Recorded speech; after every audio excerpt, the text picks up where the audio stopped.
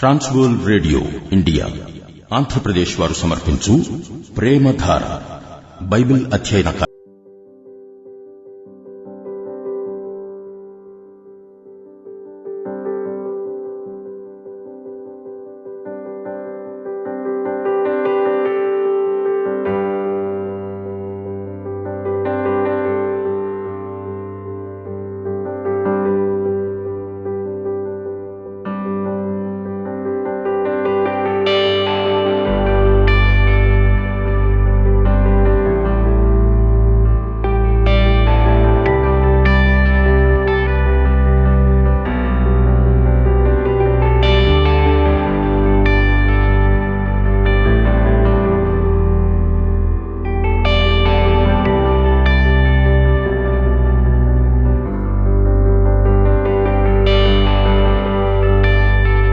సోదరులారా, మనమిప్పుడు 1 తిమోతి పత్రిక వినబోతున్నాము. అపొస్తలుడైన పౌలు రోమా చెరసాలలో ఉన్నాడు. సువార్త ప్రకటించిన నేరానికి నీరో చక్రవర్తి అతణ్ణి చెరసాల నిర్బంధంలో ఉంచాడు. అయితే పౌలు మీది అభియోగంలో పౌలుకు శిక్ష పడలేదు. అతణ్ణి విడుదల చేశారు. అప్పుడు పౌలు కొలస్సీకి వెళ్లి ఫిలెమోను అనే విశ్వాసిని అతని కుటుంబాన్ని సందర్శించాడు.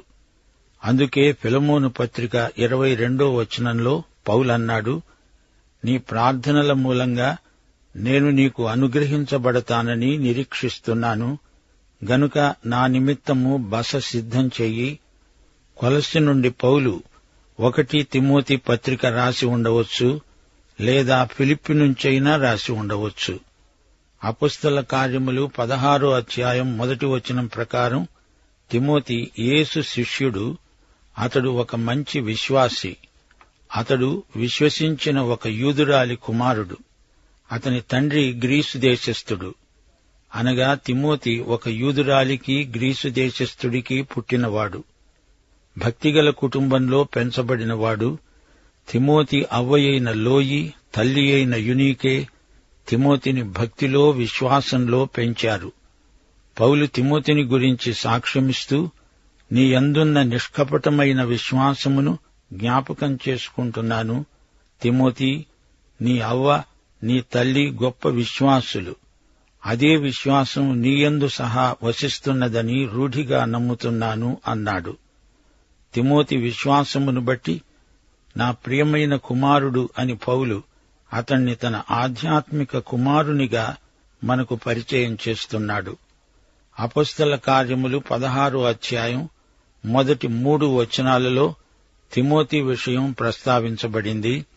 తిమోతి లుస్త్రలో, ఈకొనియలో ఉన్న సహోదరుల వలన మంచి పేరు పొందినవాడు. తిమోతి పౌలు యొక్క సువార్త బృందంలో ఒకడు.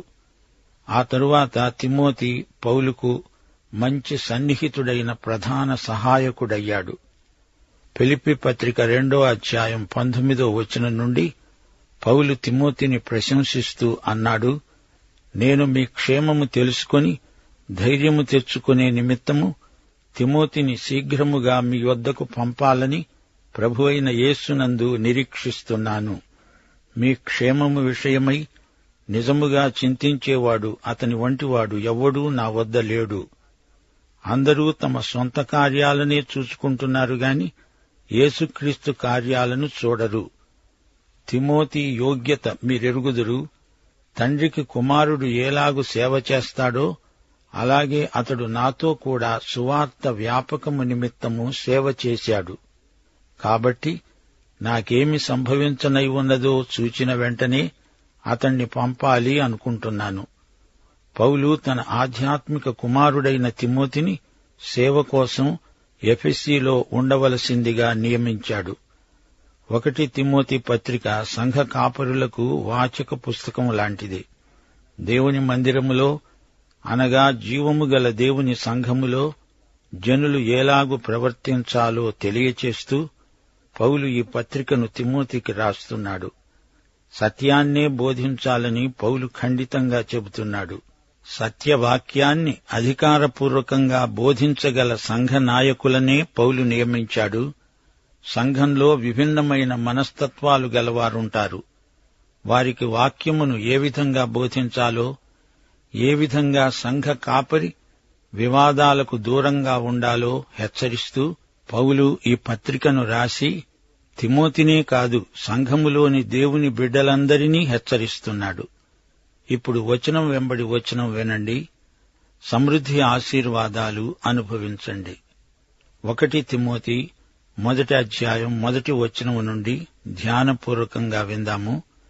మన రక్షకుడైన దేవుని యొక్క, మన నిరీక్షణ అయిన క్రీస్తు యేసు యొక్క ఆజ్ఞ ప్రకారము క్రీస్తు యేసు యొక్క అపొస్తలుడైన పౌలు విశ్వాసమును బట్టి నా నిజమైన కుమారుడగు తిమోతికి శుభమని చెప్పి వ్రాయునది. తండ్రి అయిన దేవుని నుండి, మన ప్రభు అయిన క్రీస్తు యేసు నుండి కృపా, కనికరము, సమాధానము నీకు కలుగునుగాక. దేవుడే మన రక్షకుడు, క్రీస్తు యేసే మన నిరీక్షణ. అద్వితీయ సత్యదేవుడు, ఆయన పంపిన క్రీస్తు నిత్యజీవ ప్రాప్తికి, రక్షణకు మూలం. దేవుడు యేసుక్రీస్తు. కృపా, కనికరము, సమాధానము మనందరికీ కలగాలి. ఇదే ఆకాంక్షతో పౌలు ఈ పత్రికను తిమోతికి రాస్తున్నాడు. తిమోతి పౌలుకు ఆధ్యాత్మిక కుమారుడు. విశ్వాసము చేత క్రీస్తునందు పౌలు తిమోతిని కన్నాడు. తిమోతి పౌలుకు నిజమైన ఆధ్యాత్మిక కుమారుడు. శ్రోతలు వింటున్నారా? ప్రతి పౌలుకు ఒక తిమోతి, ప్రతి తిమోతికి ఒక పౌలు ఉండాలి. ఈ విధంగా సంఘ నాయకత్వం అవిచ్ఛిన్నంగా కొనసాగాలనేది దేవుని నిర్ణయం. 3 నేను మాసిదోనియకు వెడుతూ ఉండగా నిన్ను హెచ్చరించాను. నీవు ఆజ్ఞాపూర్వకంగా బోధించాలి. సత్యమునకు భిన్నమైన బోధలు చేయకూడదని, వాటిని ఎవరూ లక్ష్యపెట్టకూడదని చెప్పాలి. కల్పనా కథలు, మితములేని వంశావళులు, వివాదములకు సంబంధించిన బోధలను మాన్పించాలి. విశ్వాస సంబంధమైన దేవుని గృహ నిర్వాహకత్వం ముఖ్యం. అది లేని బోధలు ప్రజలు వినకూడదు. కొందరికి నీవు ఈ విషయాలు అధికారపూర్వకంగా నేర్పాలి. అందుకే నీవు ఎఫెసులో ఉండాలని మరోసారి హెచ్చరిస్తున్నాను. ఉపదేశ సారం ప్రేమే. ఈ ప్రేమ పవిత్ర హృదయము నుండి, మంచి మనస్సాక్షి నుండి, నిష్కపటమైన విశ్వాసము నుండి కలుగుతుంది. హృదయశుద్ధి, నిష్కల్మషమైన మనస్సాక్షి, కపటము లేని విశ్వాసం, ఈ 3 కలిస్తే దేవుని ప్రేమ మనలో ఉత్పత్తి అవుతుంది. యేసు ప్రేమికుల హృదయాలు మనస్సాక్షి, నిష్కాపట్యమైన విశ్వాసము గలవి. కొందరు వీటిని మానుకొని కృప నుండి తొలగిపోయారు. ఏదేదో చెబుతారు, నిశ్చయమైనట్లు రూఢిగా పలుకుతారు. కాని తామేమి చెబుతున్నారో వారికే అర్థం కాదు. ధర్మశాస్త్రోపదేశకులై ఉండాలని వీరి కోరిక. వీరు నిష్ప్రయోజనమైన ముచ్చటలకు తిరిగారు. అయినా తిమోతి, శ్రీమంతుడైన దేవుడు ఈ మహిమగల సువార్తను నాకప్పగించాడు. సువార్త ఏమి చెబుతోంది? ధర్మశాస్త్రం ఎట్టివారి కొరకు నియమించబడింది?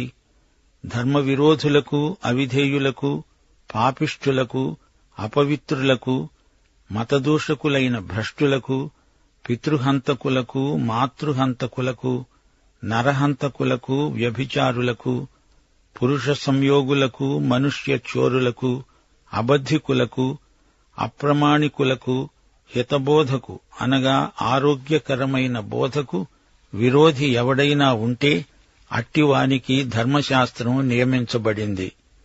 ఎవడైనా సరే ధర్మశాస్త్రము నీతిమంతునికి నియమించబడలేదని ఎరిగినవాడై ధర్మానుకూలముగా ధర్మశాస్త్రాన్ని ఉపయోగించిన ఎడల ధర్మశాస్త్రం మేలైనదే అని మనమెరుగుదుము. ప్రియ శ్రోతలు, పౌలు తిమోతికి ఏం చెబుతున్నాడో విన్నారా? ఇదిగో తిమోతి, నీవు ఎఫెసులోనే ఉండాలి. అక్కడ ఉండి పనిచేయడం ఎంత కష్టమో నాకు తెలియనిది కాదు. స్థలాలు మార్చడం, నీకు ఇష్టమైన చోట ఉంటే బాగుంటుంది అనుకోవడం మంచిది కాదు. అది ఎలాంటి ఊరైనా దేవుడు ఉండమన్నాడు గనుక అక్కడే ఉండి సేవ చెయ్యాలి. సేవ నీకు ముఖ్యం. అంకిత భావంతో పనిచెయ్యి. అక్కడే ఎఫెసులో ఎన్ని ప్రతిఘటనలు ఉన్నా వాటిని నీవు ఎదుర్కోవాలి. ఆ స్థలం విడిచిపెట్టాలని చూడకు. ఎఫెసు సంఘం ఏమైపోయిందో చూడు. అపొస్తలుల కార్యములు 20వ అధ్యాయం 28 నుండి 30వ వచనం వరకు పౌలు ముందుగానే చెప్పినట్టే జరిగింది. దేవుడు తన స్వరక్తమిచ్చి సంపాదించిన తన సంఘాన్ని కాయటానికి పరిశుద్ధాత్మ మిమ్మును దేనియందు అధ్యక్షులనుగా ఉంచాడో ఆ యావత్తు మందను గూర్చి మీ మట్టుకు మిమ్మును గూర్చి జాగ్రత్తగా ఉండండి. నేను వెళ్లిపోయిన తరువాత క్రూరమైన తోడేళ్లు మీలో ప్రవేశిస్తాయని నాకు తెలుసు. వారు మందను కనికరించరు. శిష్యులను తమ వెంట ఈడ్చుకొని పోవాలని వంకర మాటలు పలికే మనుష్యులు మీలోనే బయలుదేరుతారు. తిమోతి ఒక కాపరిగా బాధ్యతాయుతంగా సత్యాన్నే బోధించాలి. మందను వదిలిపెట్టిపోతే నీవు కాపరివి కాదు, జీతగాడివి అనిపించుకుంటావు. యోహాను సువార్త 10వ అధ్యాయం 12-13 వచనాల్లో ప్రభువు ఇదే మాట అన్నాడు. జీతగాడు గొర్రెల కాపరి కాడు గనుక గొర్రెలు తనవి కానందున తోడేలు రావటం చూచి గొర్రెలను విడిచిపెట్టి పారిపోతాడు. తోడేలు ఆ గొర్రెలను పట్టి చెదరగొడుతుంది. జీతగాడు జీతగాడే గనుక గొర్రెలను గూర్చి లక్ష్యము చేయక పారిపోతాడు. ప్రియ శ్రోతలు, వింటున్నారా? దేవుని సంఘంలో క్రమశిక్షణ, సత్ప్రవర్తన, సంఘ నాయకత్వం మొదలైన అంశాలను పౌలు పేర్కొన్నాడు, చర్చించాడు. తిమోతి పత్రికలోని ఉపదేశాలకు కాలదోషం పట్టదు. నాడు నేడు సంఘాలకు తిమోతి పత్రిక తాజా సందేశం. ఈ పత్రిక మూలవాక్యం 1 తిమోతి 3వ అధ్యాయం 15వ వచనం. దేవుని మందిరములో అనగా జీవము గల దేవుని సంఘములో జనులు ఏలాగు ప్రవర్తించాలో అది నీకు తెలియాలి. సంఘంలో తప్పుడు బోధలను అరికట్టే అధికారం తిమోతికి ఉంది. అపొస్తలుల బోధకు భిన్నమైనదంతా తప్పుడు బోధే. తప్పుడు బోధలను వింటే వారు విశ్వాస భ్రష్టులవుతారు. మనం అపొస్తలుల ఉపదేశ క్రమానికి లోబడాలి. సరైన సిద్ధాంతాలు, ఉపదేశాలు సంఘక్షేమానికి ఎంతో దోహదపడతాయి. కల్పనా కథలు, వంశావళులు బోధించకూడదు. ఆయా వ్యక్తుల వంశవృక్షాలు, పుట్టుపూర్వోత్తరాలు బోధించినందువల్ల కలవరం మాత్రమే మిగులుతుంది. కపట భక్తిని పసికట్టాలి. దేవుని ప్రేమ నిస్వార్థమైనది. బైబిలులోని ముఖ్యాంశాలను విడిచిపెట్టి కాలక్షేపం ముచ్చటలతో ప్రసంగాలను నింపివేయకూడదు. మిడిమిడి జ్ఞానంతో కొందరు తమకంతా తెలిసినట్టే ప్రగల్భాలు పలుకుతారు. నలుగురిలో జ్ఞానులమనిపించుకోవాలని తాపత్రయపడతారు. వీరు వేషధారులు. మోషే ద్వారా ధర్మశాస్త్రం వచ్చింది. ధర్మశాస్త్రం మంచిదే గాని ధర్మశాస్త్రం రక్షణ మార్గం కాదు. ధర్మశాస్త్రం మనుషులకు రోగ నిర్ధారణ చేస్తుంది. మానవుడు పాపి అని రుజువు చేస్తుంది గాని పాప రోగాన్ని పరిహరించేవాడు క్రీస్తే. క్రీస్తే మన అవసరం అని ధర్మశాస్త్రం రుజువు చేస్తుంది. క్రీస్తు సువార్తే సరైన ఉపదేశం. ఆనందం, శాంతి, పరిశుద్ధత అనేవి సువార్త ఫలితాలే. సువార్త పౌలు జీవితంలో అనుభవ సత్యం. సువార్త పౌలు యొక్క జీవిత శైలి. తిమోతి ఒక సమర్థుడైన సంఘ నాయకుడు, ఆదర్శప్రాయుడు. తిమోతి పత్రికలు నేటి యువతకు స్ఫూర్తినిచ్చే సందేశాలు. ఈ పత్రికలు రాసిన తర్వాత పౌలు చెరసాల నిర్బంధంలోకి తిరిగి వెళ్లిపోయాడు. ఎఫెసు సంఘంలో తిమోతి నాయకత్వ బాధ్యతలు స్వీకరించి సంఘంలోకి జొరబడిన తోడేళ్లను ఎదుర్కొని గెలిచి నిలవాలి. పౌలు తిమోతికి ఇచ్చిన ముఖ్య హెచ్చరిక, నీ యవ్వనమును బట్టి ఎవడూ నిన్ను తృణీకరించనీయకు గాని మాటలో, ప్రవర్తనలో, ప్రేమలో, విశ్వాసములో, పవిత్రతలో విశ్వాసులకు మాదిరిగా ఉండు. ఈ పత్రిక అంతా తండ్రి కుమారునికి బోధించిన సందేశమే. శ్రోతలు గమనించండి, 1 తిమోతి పత్రిక వ్యక్తిగత లేఖ మాత్రమే కాదు, సంఘ నిర్వహణకు, క్రమశిక్షణకు వాచిక పుస్తకం. యేసుక్రీస్తునందలి విశ్వాసము ద్వారానే రక్షణ. ఈ ప్రాతిపదిక సత్యానికి భిన్నమైన బోధలను తిమోతి ఖండించాలి. క్రీస్తు మనలను రక్షించడానికి మాత్రమే వచ్చాడు. దుర్బోధకులు బైబిలులోని మాటలకు వక్రభాష్యం చెబుతారు. బహిరంగ ప్రార్థనల్లో విశ్వాసులు తమకు దేవుని పట్ల ఉన్న వైఖరిని వ్యక్తం చేస్తారు. తోటి సోదరీ సోదరుల ఎడల తమకున్న శ్రద్ధాసక్తులను వెల్లడి చేస్తారు. ఆరాధనలో క్రైస్తవ సౌశీల్యం తేటగా కానవస్తుంది. ప్రార్థనలో మనకు కోపము, ద్వేషము, అసూయ మొదలైన దుర్గుణాలు ఉండవు. సంఘ సమైక్యతకు ఆరాధన వాతావరణం ఎంతో దోహదపడుతుంది. ఈ పత్రికలో మరో విశేషముంది. సంఘ నాయకులు ఆధ్యాత్మిక యోగ్యతలు కలవారై ఉండాలి. అంకిత భావంతో సేవ చెయ్యాలి. అనుభవం లేని వ్యక్తి నాయకత్వాన్ని ఆశించకూడదు. యువకులారా, మొదట మీ క్రైస్తవ సౌశీల్యాన్ని పెంపొందించుకోండి. దేవుని నీతిని వెదకండి. దుర్లాభాపేక్ష తగదు. నాయకులారా, క్రమశిక్షణను పాటించండి. ఉద్దేశ్యాలు పవిత్రమైనవి అయి ఉండాలి.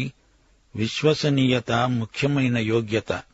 నిందారహితంగా, నిష్కళంకంగా బతకాలి.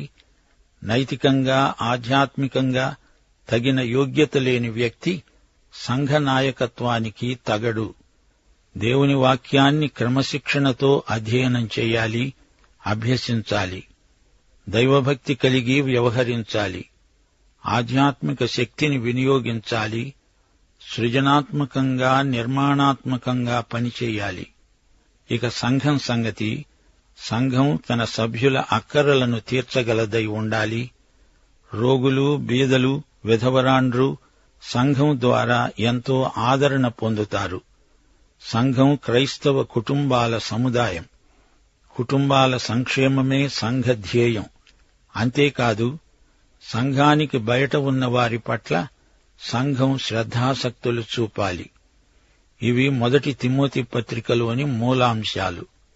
సంఘస్థులు ఒకరికొకరు పరిచర్య చేసుకోవాలి. సంఘ కార్యక్రమాలలో అందరూ మనస్ఫూర్తిగా పాల్గొనాలి. ఒకరికొకరు పరస్పరం సాయపడాలి. ఎఫెసీ సంఘంలోని ప్రతిఘటనలను తిమోతి ఎదుర్కోవాలి. పౌలు ఒక రాయబారి, క్రీస్తు యేసు యొక్క అపోస్తలుడు, అనగా పంపబడినవాడు. అన్యులకు సువార్త ప్రకటించడానికి యేసుక్రీస్తు పౌలును పంపాడు. ప్రియ శ్రోతలు, వింటున్నారా? మన నిరీక్షణ క్రీస్తునందే.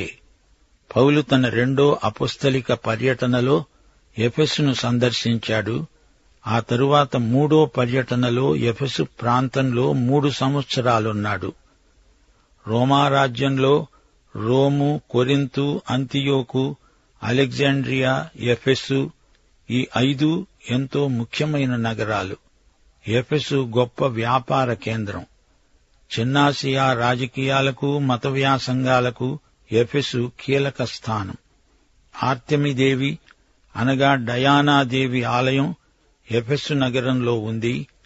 కొలస్సీలో లాగే ఎఫెసులో కూడా తప్పు సిద్ధాంతాల తాకిడి ఎక్కువగా ఉంది.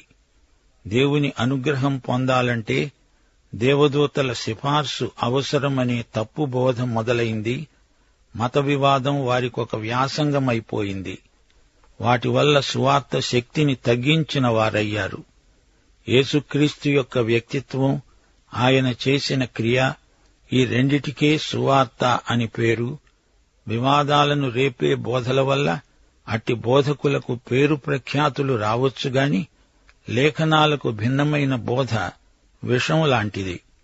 బైబిలు ఏం చెబుతుందో ఉన్నది ఉన్నట్లు విని అంగీకరించాలి. క్రీస్తునందలి విశ్వాసంలో కదలని వారై ఉండాలి. ప్రేమ, సత్యము, విశ్వాసము కలిగినదే అసలైన బోధ. చవకబారు ఆకర్షణ విధానాలను ప్రయోగించి వాక్యానికి విరుద్ధంగా బోధించే కిరాయి బోధకులకు శ్రమ. సోదరీ సోదరులారా, వింటున్నారా? 1 తిమోతి 1 అధ్యాయం 11వ వచనం వరకు మనం వచ్చాము. అసలు ధర్మశాస్త్రం ఎందుకున్నది? పాపులెవరో గుర్తించటానికి ధర్మశాస్త్రం సహాయపడుతుంది. సువార్తకు భిన్నంగా జీవించేవారిని ధర్మశాస్త్రం పట్టిస్తుంది. ధర్మానుకూలంగా దానిని ఉపయోగిస్తే అది మేలైనదే. ఈ దొంగ బోధకులు ఒక్క సత్యాన్ని గ్రహించలేకపోతున్నారు. దేవుని ధర్మశాస్త్రం ఎందుకున్నదో వీరికి అంతుపట్టటం లేదు.